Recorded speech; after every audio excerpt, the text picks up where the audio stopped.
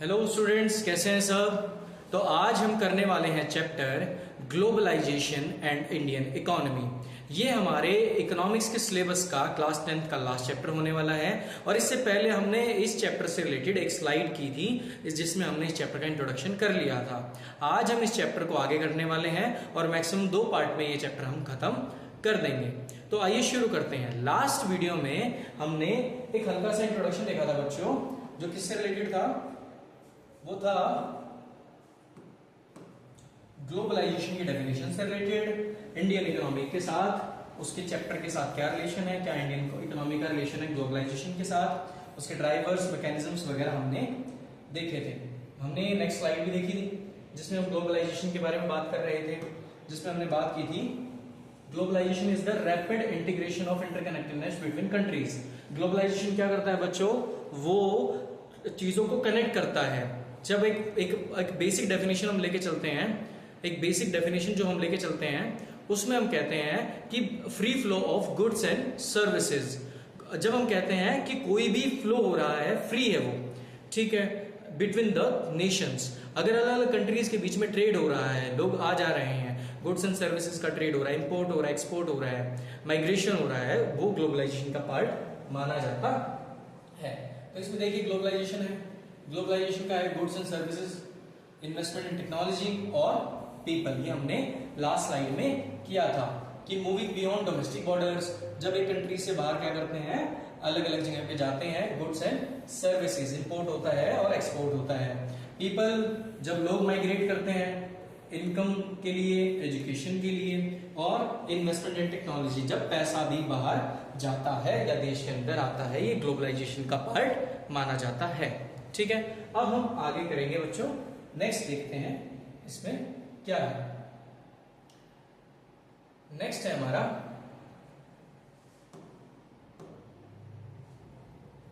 Multinational corporations. क्या है बच्चों, मल्टीनेशनल कॉर्पोरेशन। ये समझते हैं क्या होता है। कोई भी एक ऐसी कॉर्पोरेशन होती है, कंपनी होती है, जो एक से ज्यादा कंट्रीज के अंदर अपना काम करती है।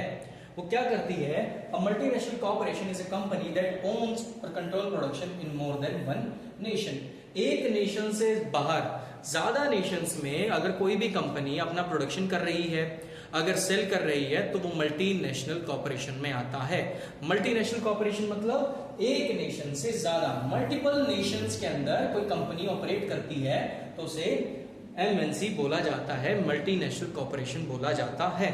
उसके बाद इसका प्राइमरी गोल क्या होता है, एमएनसी का प्राइमरी गोल होता है कॉस्ट को मिनिमाइज करना, कि जो भी प्रोडक्शन कॉस्ट आ रही है किसी भी चीज को बनाने की, उसको क्या करना है, इसको बिल्कुल कम करना है, और मैक्सिमाइज प्रॉफिट, और प्रॉफिट को मैक्सिमाइज करना है। अब बहुत सारे तरीके हो सकते हैं क्या करने की, कॉस्ट ऑफ प्रोडक्शन को कम करने की। कॉस्ट ऑफ प्रोडक्शन को कम करने के लिए आप, हो सकता है रॉ मटेरियल आप सस्ता खरीदें, जहां पे सस्ता मिल रहा हो सकता है जो आपके लेबर की कॉस्ट है, जो मशीनों के ऊपर लगा हुआ है, जो लोग काम कर रहे हैं, उनको कम सैलरी दें। तभी आप क्या कर सकते हैं, अपना प्रॉफिट मैक्सिमाइज कर सकते हैं by locating operating operations where skilled and unskilled labour is cheapest. अब जानबूझ के जो कंपनीज होती है, मल्टीनेशनल कंपनीज, वो वहां पर अपनी फैक्ट्रीज या फिर प्रोडक्शन आउटलेट्स खोलती है जहां पर क्या होता है, जहां पर चीप लेबर प्रोवाइड होता है। जहां पर सस्ता लेबर होगा वहां पर प्रॉफिट को मैक्सिमाइज करने के तरीके मिल जाएंगे और हो जाएंगे।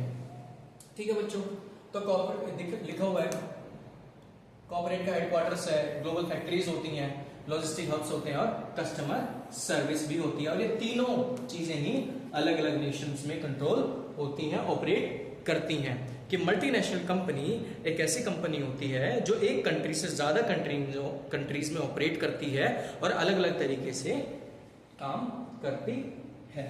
ठीक है बच्चों, कि multinational corporation is a company that owns or control production in more than one nation. और प्राइमरी गोल क्या है, प्राइमरी गोल है प्रॉफिट मैक्सिमाइजेशन। और वो कैसे होता है, कॉस्ट ऑफ प्रोडक्शन को कम करके ही होता है। ठीक है बच्चों, आगे चलते हैं।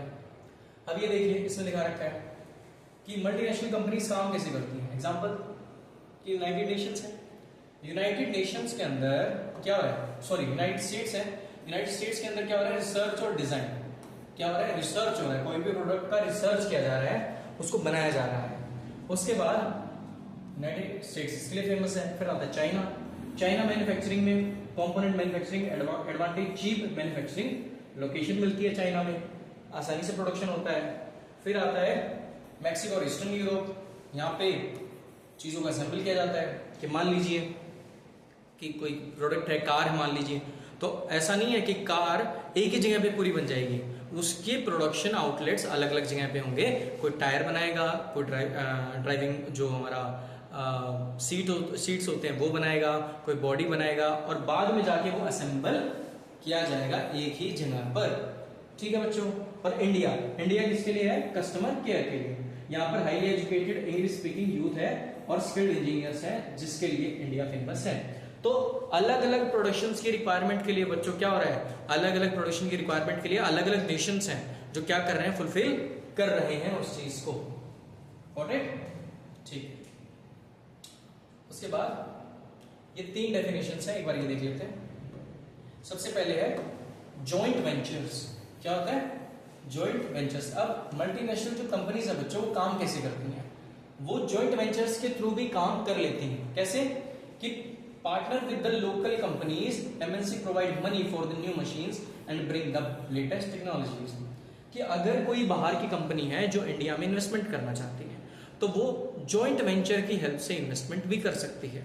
कि वो किसी लोकल कंपनी के साथ क्या कर लेगी, हाथ मिला लेगी, अपना एग्रीमेंट कर लेगी और कहेगी कि भाई आप प्रोडक्शन करो, हम आपको क्या प्रोवाइड करेंगे, मनी प्रोवाइड करेंगे, नई मशीनें लाएंगे और लेटेस्ट टेक्नोलॉजी आपको प्रोवाइड करेंगे और प्रॉफिट में हम आपका शेयर रखेंगे। तो जॉइंट वेंचर में क्या होता है कि एमएनसी कोई भी किसी लोकल कंपनी के साथ हाथ मिला लेती है और साथ में प्रोडक्शन करते हैं। और एमएनसी से हाथ मिलाने का फायदा क्या होगा लोकल कंपनी को, उनके पास इन्वेस्टमेंट आएगी, पैसा आएगा, नई मशीन आएगी और लेटेस्ट टेक्नोलॉजी भी आएगी, जिससे प्रोडक्शन में बढ़ोतरी होगी। सेकेंड चीज है एक्विजिशन। या तो हो सकता है कोई मल्टीनेशनल कंपनी है वो क्या कर ले, लोकल कंपनीज को खरीद ही ले, कंप्लीट ओनरशिप ही ले ले। जैसे American MNC Kargil foods buying India's park foods. अब क्या कर लिया कि एमएनसी है कोई, वो किसी लोकल कंपनी को कंप्लीटली ओन कर ले, खरीद ले। वो भी एक तरीका होता है मल्टीनेशनल कंपनीज का इन्वेस्टमेंट करने का। उसके बाद होता है आउटसोर्सिंग। आप क्या कर लेते हैं, आउटसोर्स कर लेते हैं। Placing orders for garments, footwear and sports item with a vast network of small producers globally. आप क्या करते हैं, आप प्रोडक्शन एक जगह पे नहीं करते हैं, आप लोकली प्रोड्यूस करवाते हैं, बदले में आप उनको पैसे देते हैं और जितना भी फिनिश प्रोडक्ट आपके पास आएगा और आप उसको बेचेंगे। जैसे पराडा एक कंपनी है बच्चों, पराडा एक कंपनी है, काफी बड़ी फैशन ब्रांड है और वो यही काम करती है। जो स्पोर्ट्स इक्विपमेंट्स होते हैं वो भी ऐसे ही बनाए जाते हैं। जो क्रिकेट की सीजन बॉल होती हैं, जो फुटबॉल्स होती हैं, ये सब बांग्लादेश, अफगानिस्तान ऐसे देशों में बनाए जाते हैं और बाद में कंपनीज इनको अपना टैग लगाकर बेचती है। तो ऐसा ही होता है। देख लीजिए, जॉइंट वेंचर्स आपने क्या कर लिया, लोकल कंपनी के साथ हाथ मिला लिया कुछ परसेंटेज शेयर के साथ। एक्विजिशन, आपने लोकल कंपनी को बाय ही कर लिया। और थर्ड, आपने उनको ऑर्डर ही दे दिया कि आप हमारे लिए बनाओ, हम खरीद लेंगे, बाद में उन्हें टैग लगा के उसको मार्केट में सेल करेंगे इंटरनेशनली। ठीक है बच्चों, तो ये 3 तरीके होते हैं जिससे मल्टीनेशनल कंपनीज अपना काम करती हैं और इन्वेस्टमेंट करती है। ठीक है बच्चों, उसके बाद आता है बिफोर ट्रेड और आफ्टर ट्रेड। इंडिया के बारे में बात करते हैं बच्चों। जो इंडियन मार्केट था वो पहले क्लोज मार्केट था। हमने क्या किया, अपनी डोमेस्टिक इंडस्ट्रीज को, फैक्ट्रीज को बचाने के लिए कंपटीशन से हमने क्या किया, अपनी इकोनॉमी को क्लोज रखा। काफी टाइम में क्या रखा, close market. Indian market restricted to domestic toys, higher prices, limited choice for buyers. और क्या होता है कि ट्रेड नहीं होती है, क्लोज मार्केट होता है, तो ज्यादा चॉइसेस नहीं होती कस्टमर के पास। आपको हाई प्राइस में भी लो क्वालिटी प्रोडक्ट खरीदने पड़ते हैं। लेकिन जैसे ट्रेड होगा, क्या होगा, जैसे ही ट्रेड होगा मार्केट इंटीग्रेट हो जाएगा बच्चों। अलग अलग मार्केट से प्रोडक्ट्स आएंगे हमारे पास। जैसे चाइना से हमारे पास टॉयज आते हैं जो क्या होते हैं, जो चीप होते हैं। क्या होते हैं, चीप। लेकिन आज के टाइम पर चाइना वो वाला चाइना नहीं रहा जिसको हम सिर्फ और सिर्फ चीप ट्यूबलाइट्स या चीप टॉयज के लिए हम ट्रोल करते थे, आज चाइना वर्ल्ड का मैन्युफैक्चरिंग हब बन चुका है, जो यूएसए जैसे नेशन को भी क्या कर रहा है, कंपटीशन दे रहा है। ठीक है, तो चाइना को हमको हल्के में नहीं लेना है बच्चों। तो इसके बारे में भी हम बात करेंगे। तो आज के लिए इतना ही करेंगे बच्चों। नेक्स्ट स्लाइड में हम ये चैप्टर कंप्लीट कर देंगे और इकोनॉमिक्स का हमारा पूरा सिलेबस कंप्लीट हो जाएगा। उसके बाद एक चैप्टर है हमारा कंज्यूमर राइट्स के बारे में। आप अगर कमेंट्स करेंगे तो हम वो भी करा देंगे, लेकिन वो एग्जाम में नहीं आता है, वो सिर्फ आपके असाइनमेंट के लिए होता है।